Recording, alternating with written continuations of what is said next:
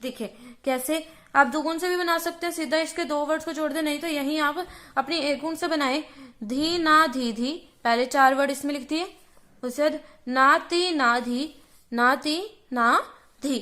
उसके बाद हमने क्या लिखा था? नाती ना धी। उसके बाद धी ना धी ना, धी ना धी ना। अब से धी धी नाती, धी धी ना ती। और उसके बाद ना धी धी ना, ना धी धी ना। तो पहले 5 में हमने ये 2 बार लाइन रिपीट होगी इस तरह से हमारी। ऐसे ही हम इसको दोबारा रिपीट कर देंगे और नीचे वही लिखना है काटा 203। तो मैं होप करती हूँ आपको झपताल अच्छे से समझ आई होगी। अगर आपको मेरी ये वीडियो पसंद आई है तो प्लीज इस वीडियो को लाइक करें, मेरे चैनल को। Welcome to my channel. आज हम डिस्कस करेंगे, hello guys, welcome to my channel. आज हम डिस्कस करेंगे अपना नेक्स्ट टॉपिक जो कि है अलंकार की परिभाषा और उसके प्रकार। तो आज हम डिस्कस करेंगे अपना अलंकार। तो अलंकार संस्कृत भाषा का शब्द है जिसका अर्थ है आभूषण। अलंकार का संस्कृत भाषा का शब्द है ये, जिसका अर्थ है आभूषण, जिसको क्या कहते हैं? गहना। जिस प्रकार हम अपने शरीर को आभूषणों से सजाते हैं, उसी प्रकार अलंकारों से संगीतकार गायन और वादन को सुंदरता प्रदान करते हैं। मतलब अलंकार के प्रयोग से संगीतकार जो भी गाते हैं या बजाते हैं उससे सुंदरता प्रदान करते हैं। अलंकार एक नियमित क्रम में होता है जिसका आरोही और अवरोही क्रम होता है। जैसे सारे आरोही क्रम हो गया सारे गा म पध निसा, और अवरोही क्रम सा नि धा पा म गा रे सा। तो मतलब अलंकार एक नियमित क्रम में होता है जिसका आरोही और अवरोही क्रम होता है। इसी प्रकार अलंकारों के बहुत से प्रकार होते हैं, जैसे सारे ग म प रे ग म आदि, या फिर सा गा रे म ग म ग प म ध प नि धा सा आदि। इसी प्रकार अलंकार कई तालों में गाए जाते हैं, जैसे 3 ताल जिसकी कितनी मात्रा होती है? 16 मात्रा, आपने प्लस 1 में पढ़ा होगा। दादरा ताल 6 मात्रा और कहरवा ताल 8 मात्रा। मतलब अलंकार कई तालों में गाए जाते हैं, उनमें से कुछ एग्जाम्पल हो गए। इसलिए हम कह सकते हैं कि क्रमानुसार और नियमबद्ध स्वर समुदाय को अलंकार कहा गया है। यह आपकी एग्जैक्ट डेफिनेशन हो सकती है कि हम कह सकते हैं कि क्रमानुसार मतलब जो जो लाइन वाइज हो और नियमबद्ध हो स्वर समुदाय को ही अलंकार कहा गया है। ये शुद्ध और कोमल स्वरों में गाए और बजाए जाते हैं, शुद्ध और कोमल स्वरों में गाए और बजाए जाते हैं। अब संगीत में अलंकार का बहुत महत्व बताया गया है। अलंकार के अभ्यास से गायकों को कंठ सज जाता है। मतलब गायकों का कंठ सज जाता है, मतलब उसे आदत हो जाती है। और बजाने वाले का गाने के साथ अधिक महत्व होता है, क्योंकि बजाने वाले की उंगलियां भी सज जाती हैं। मतलब जो बजा रहा है उसकी भी उंगलियां उस लय में सज जाती हैं और लय की उसे सही जानकारी मिलती है। तो यहीं पे खत्म होती है हमारी अलंकार की वीडियो। मैं होप करती हूँ आपको ये वीडियो पसंद आई होगी। तो प्लीज इस वीडियो को लाइक कर दे और मेरे चैनल को जरूर सब्सक्राइब करें। Hello guys, welcome to my channel. आज हम डिस्कस करेंगे अपनी नेक्स्ट डेफिनेशन जो कि है कर्ण। देखते हैं हम अपने टॉपिक को। हमें डिस्कस करना है कर्ण की परिभाषा और उसके प्रकार। तो चलिए स्टार्ट करते हैं टॉपिक को। कर्ण का अर्थ है तिनका। जिस प्रकार मनुष्य को तिनके के सहारे से जीवन मिलता है, मतलब जिस तरह मनुष्य को तिनके के सहारे से जीवन मिलता है, आपने कहावत तो सुनी होगी तिनके के सहारे से जीवन मिलता है, इसी प्रकार स्वरों के प्रयोग से संगीत को सुंदरता प्रदान करना अर्थात स्वरों का तिनके जितना प्रयोग करना कर्ण कहलाता है। मतलब किसी स्वर का बहुत कम प्रयोग करना, तिनके जितना बहुत छोटा प्रयोग करना, उसी को क्या कहते हैं? हम कर्ण कहते हैं। अब से संगीत में मुख्य स्वर के अगले या पिछले स्वर को स्पर्श मात्र करना कर्ण कहलाता है। मतलब जो हमारा मुख्य स्वर होता है, जैसे स हमारा मुख्य स्वर है, तो उससे अगले या पिछले स्वर को स्पर्श मात्र करना, मतलब सिर्फ टच करना है, स्पर्श मात्र करना क्या कहलाता है? कर्ण कहलाता है। इन स्वरों का प्रयोग संगीत को सजाने व संवारने के लिए किया जाता है, मतलब संगीत की सुंदरता बढ़ाने के लिए किया जाता है। संगीत में इसे स्पर्श स्वर का नाम भी दिया गया है। ये इसका दूसरा नाम है, स्पर्श स्वर। ऐसे कर्ण स्वर को गाने के लिए और बजाने के लिए गले का रियाज और हारमोनियम का रियाज होना आवश्यक है। ये लाइन आपकी बहुत इंपॉर्टेंट है। अब हम देखते हैं कर्ण के 2 प्रकार बताए गए हैं। पहला पूर्व लगन कर्ण, दूसरा अनुलगन कर्ण। देखते हैं पूर्व लगन कर्ण क्या होता है। संगीत में मुख्य स्वर से पहले लगाया गया स्वर पूर्व लगन कर्ण कहलाता है। पूर्व लगन स्वर या पूर्व लगन कर्ण कहलाता है। मतलब जो आपका मुख्य स्वर से पहले लगाया गया स्वर होता है वो क्या होता है? पूर्व लगन कर्ण। इसे मूल स्वर के बाई ओर लिखा जाता है, मूल स्वर के बाई ओर लिखा जाता है, मतलब लेफ्ट साइड लिखा जाता है। जैसे सा रे गा होता है तो रे और ग, रे को क्या लिख दिया? ये हो गया, इसका साइन हो गया हमारा कर्ण का, मूल स्वर के बाई ओर लिख दिया। ऐसे अनुलगन कर्ण क्या होता है? संगीत में मुख्य स्वर के बाद लगाया गया स्वर क्या होता है? अनुलगन कर्ण कहलाता है। मतलब अगर म हमारा मुख्य स्वर है तो इसके बाद लगाए जाने वाले स्वर को क्या कह देंगे हम? अनुलग्न कर्ण कह देंगे। इसको मूल स्वर के दाईं ओर लगाया जाता है। इसी प्रकार संगीतकारों ने संगीत में कर्ण का बहुत अधिक महत्व प्रदान किया है। तो यहीं पे हमारा खत्म होता है हमारा टॉपिक कर्ण और उसके प्रकार। तो मैं होप करती हूँ आपको ये वीडियो पसंद आई होगी। तो जरूर इस वीडियो को लाइक करें और मेरे चैनल को जरूर सब्सक्राइब करें म्यूजिक से रिलेटेड कोई भी वीडियो देखने के लिए। Thank you. Hello guys, welcome to my channel. आज हम डिस्कस करेंगे अपनी नेक्स्ट डेफिनेशन जो कि है मीन्ड। तो चलिए स्टार्ट करते हैं हम अपनी डेफिनेशन से। उससे पहले मैं आपको बता दूं कि ये हम आपकी बुक संगीत आनंद से पढ़ रहे हैं। तो चलिए स्टार्ट करते हैं अपने टॉपिक से। मीन्ड प्राचीन गमक का एक प्रकार है। प्राचीन गमक, आप गमक की डेफिनेशन पढ़ोगे उसमें आपको पता चलेगा कि प्राचीन गमक उसकी एक टाइप होती है। तो मीन्ड प्राचीन गमक का एक प्रकार है। किसी एक स्वर से दूसरे स्वर पर आवाज को बिना खंडित कहते हुए जाने को मींड कहते हैं। जैसे स से म तक जाते हुए रे ग को सिर्फ स्पर्श मात्र करना होता है। मतलब जैसे मुझे सारे ग म स से म तक जाना है तो रे और ग को सिर्फ मुझे स्पर्श करना है। इन स्वरों पे हमें रुकना नहीं होता है। तो यही लिखा है किसी एक स्वर से दूसरे स्वर पे जाते हुए आवाज को बिना रोके, मतलब स म आवाज को बिना रोक के गाने को क्या कहते हैं, हम मींड कहते हैं। इन स्वरों पर रुकना नहीं होता है। वे स्वर अलग अलग सुनाई नहीं पड़ते, मतलब ये स्वर हमें अलग अलग सुनाई नहीं पड़ते। मींड के लिए स्वरों के ऊपर उल्टा अधर चांद बनाते हैं। जैसे स म, मतलब हम स से म तक गए थे तो इन दोनों के ऊपर उल्टा अधर चांद बना देते हैं। बीच वाले वर्ण को हमें बिना रुके गाना होता है, मतलब रे और म को सिर्फ स्पर्श मात्र करना होता है, रे और ग को।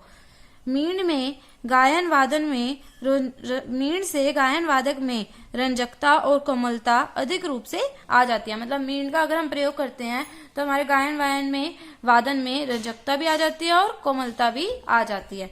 तो मैं होप करती हूँ आपको मींड की डेफिनेशन अच्छे से समझ आई होगी। तो अगर आपको ये डेफिनेशन समझ आ गई है तो प्लीज इस वीडियो को लाइक कर दो और मेरे चैनल को जरूर सब्सक्राइब करें। Thank you.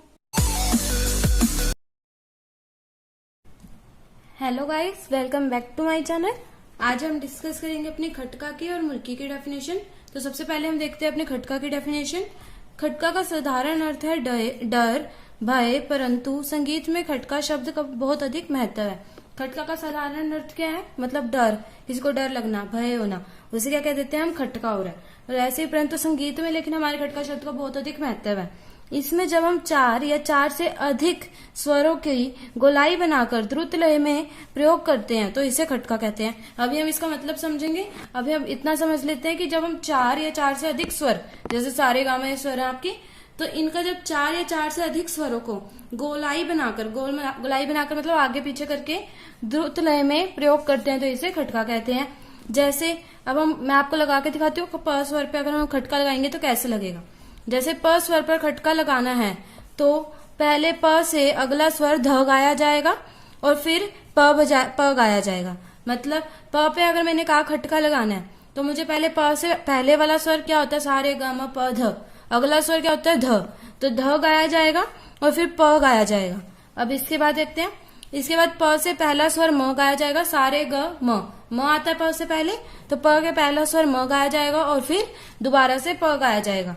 तो क्या बन गया हमारे पास, प स्वर पर खटका लेने के लिए क्या बनेगा आपके पास, पहले ध गया था, ध, फिर प, फिर म और फिर प।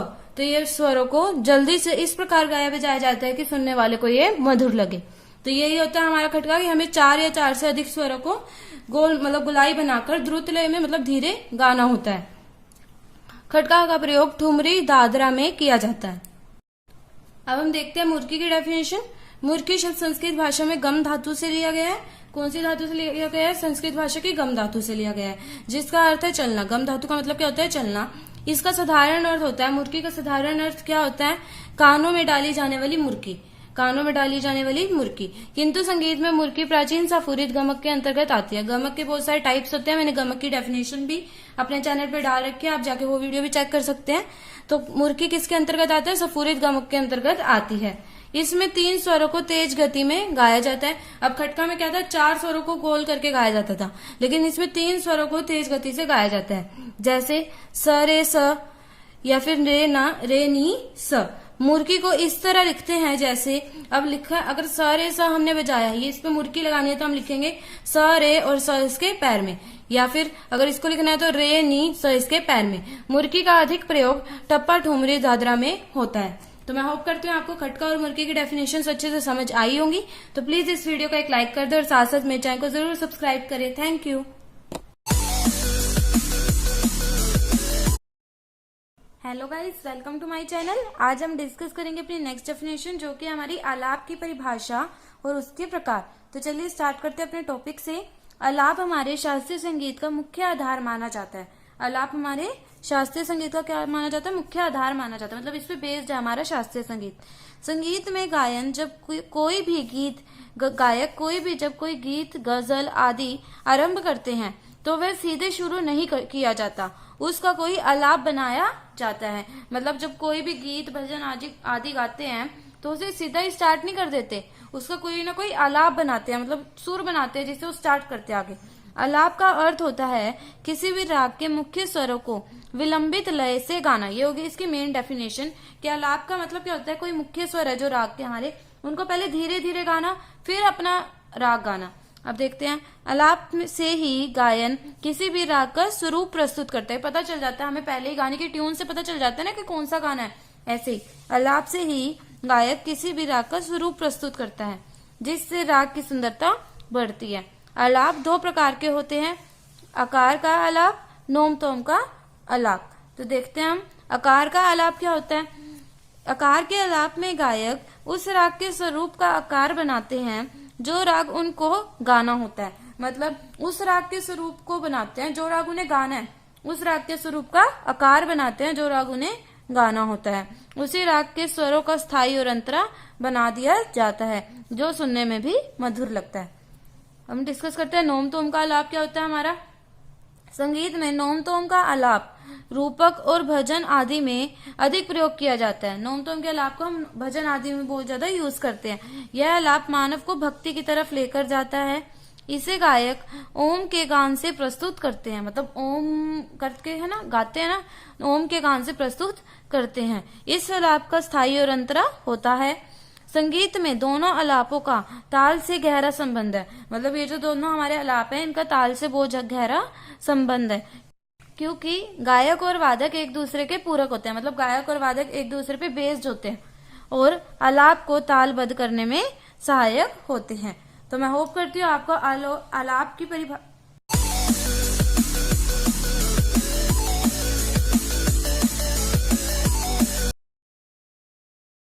आज हम डिस्कस करेंगे अपना म्यूजिक का नेक्स्ट टॉपिक, जो कि है रागों का समय सिद्धांत। अगर आप इसको इस तरह से लिख के आओगे जैसे मैं आपको सिखाऊंगी तो आपको आपके पेपर में फुल नंबर मिलेंगे। तो चलिए स्टार्ट करते हैं अपने टॉपिक से। सबसे पहले हम लिखेंगे इस टॉपिक का इंट्रोडक्शन। इसमें हमें क्या बताना है? रागों के समय के बारे में। तो हम इसके स्टार्टिंग करेंगे। परिवर्तन जीवन का एक अटूट अंग है, मतलब चेंजेस जीवन में आते रहते, एक अटूट अंग है जो कि समय अनुसार होता है। मतलब जैसे जैसे टाइम बढ़ता है वैसे वैसे परिवर्तन होता रहता है। समय की कदर करने वाले लोग ही जिंदगी में आगे बढ़ते हैं और भाग्य भी उनका साथ देता है। तो ये आपको आ गया होगा अच्छे से समझ। आगे देखते हैं। ऐसे ही हमारे संगीत में समय का बहुत अधिक महत्व है। समय पर रागों का गाना बजाना हमें कोमलता, शांति प्रदान करता है। मतलब अगर हम ठीक समय पे ठीक राग को बजाए तो वो हमें शांति प्रदान करता है और कोमलता प्रदान करता है। जैसे राग भैरव, एक एग्जाम्पल आप याद कर सकते हो कि राग भैरव सुबह गाया जाता है, ये आपके सिलेबस में भी है। ये राग मालकोस रात को गाया जाता है, ये भी आपके सिलेबस में है। कुछ राग मौसम के अनुसार भी, जैसे वर्षा के दिनों में राग मेघ गाया जाता है। ये पैराग्राफ अब आगे भी आपका यूज होगा सेम टू सेम, तो अभी याद कर लो। कुछ राग मौसम के अनुसार गाए जाते हैं, जैसे वर्षा के दिनों में राग मेघ गाया जाता है, बसंत के दिन आ जाते हैं तो उस टाइम राग बसंत गाया जाता है। राग काफी होली के दिनों में किसी भी समय गा बजा लिया जाता है। मतलब होली के जब दिन आते हैं तो उस टाइम किसी भी समय राग काफी को हम बजा लेते हैं। अब हम देखते हैं हमारे पूर्वांग और उत्तरांगवादी राग क्या होते हैं। सप्तक के पहले भाग सारे गम को पूर्वांग और दूसरे भाग प ध नि सा को उत्तरांग कहते हैं। मतलब सप्तक होते हैं सारे गामा प ध नि सा, उसमें सारे गामा को हम पूर्वांग कहते हैं और प ध नि सा को उत्तरांग कहते हैं। अब जिस राग का वादी स्वर सप्तक के पहले भाग में से होता है, मतलब इन चारों में से कोई एक वादी स्वर है, आपने अगर राग भैरव पढ़ा हो या कोई भी राग, तो उसमें हम वादी स्वर लिखते हैं और समवादी स्वर लिखते हैं। तो जिस राग का वादी स्वर सप्तक के पहले भाग में से होता है उसे पूर्वांगवादी राग कह देते हैं। और जिस ये राग दिन के 12 बजे से रात के 12 बजे तक गाए बजाए जाते हैं। और जिस रागों का वादी स्वर सप्तक के दूसरे भाग में से होता है उन्हें उत्तरांगवादी राग कहते हैं। ये राग रात के 12 बजे से दिन के 12 बजे तक गाए और बजाए जाते हैं। गुणीजनों ने शुद्ध और कोमल स्वरों को देखते हुए रागों को तीन वर्ग बताए हैं। मतलब हमारे पास 3 वर्गों में रागों को उन्होंने बांट दिया। कौन कौन से राग? पहला वर्ग है रेध कोमल स्वरों वाले राग, मतलब जिनमें रेध स्वर कोमल होता है। कोमल का साइन क्या होता है? नीचे लाइन लगा देते हैं। और अगला पार्ट होगा रेध शुद्ध स्वरों वाले राग, और अगला ग नी कोमल स्वर वाले राग। यहाँ भी ये लाइन आएगी ग नी कोमल स्वरों वाले राग। हम डिस्कस करते हैं रेध कोमल स्वरों वाले राग। ये राग सुबह और शाम को 4 से 7 बजे तक गाए बजाए जाते हैं। मतलब ये राग सुबह भी और शाम को भी 4 से 7 बजे तक ही बजाए जाते हैं। इन रागों को संधि प्रकाश राग कहते हैं। सुबह गाए जाने वाले रागों को प्रातःकालीन संधि प्रकाश राग कहते हैं। शाम को गाए जाने वाले रागों को सायंकालीन संधि प्रकाश राग कहते हैं। ये तो बहुत ईजी है, सुबह वाले को प्रातःकालीन और शाम वालों को सायंकालीन। हम डिस्कस करते हैं अपना नेक्स्ट पार्ट, जो कि है रेध शुद्ध स्वरों वाले राग। ये राग सुबह के 7 से 10 और रात को भी 7 से 10 बजे तक गाए बजाए जाते हैं।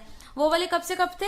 4 से 7। ये वाले 7 से 10 बजे तक गाए और बजाए जाते हैं। इन रागों में रे, आपके ग याद रखना, बस रे ग ध स्वर शुद्ध प्रयोग होता है।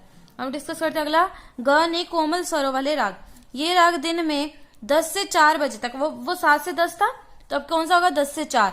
10 से 4 बजे तक और रात को भी 10 से 4 बजे तक गाए बजाए जाते हैं। इन रागों में ग अवश्य कोमल होता है। अब हम डिस्कस करते हैं मौसमी राग। अब हम इसमें वही वाला पैराग्राफ लिख रहे हैं जो हमने परिचय में अपने लिखा था। ये राग मौसम के अनुसार किसी भी समय गाए बजाए जाते हैं। मतलब हम मौसम के अकॉर्डिंग किसी भी समय गा लिया जाता है। जैसे बरसात के दिनों में राग मेघ, बसंत के दिनों में राग बसंत गाए जाते हैं। होली के दिनों में राग काफी किसी भी समय बजा लिया जाता है। अब अध्वदर्शक स्वर म का महत्व। अब आपको बताना है कि म स्वर का क्या महत्व है। इसका अर्थ है रागों का समय दर्शाने वाला स्वर। म स्वर हमें रागों का समय दर्शाता है। कैसे? दिन के समय गाए जाने वाले रागों में शुद्ध म लगता है।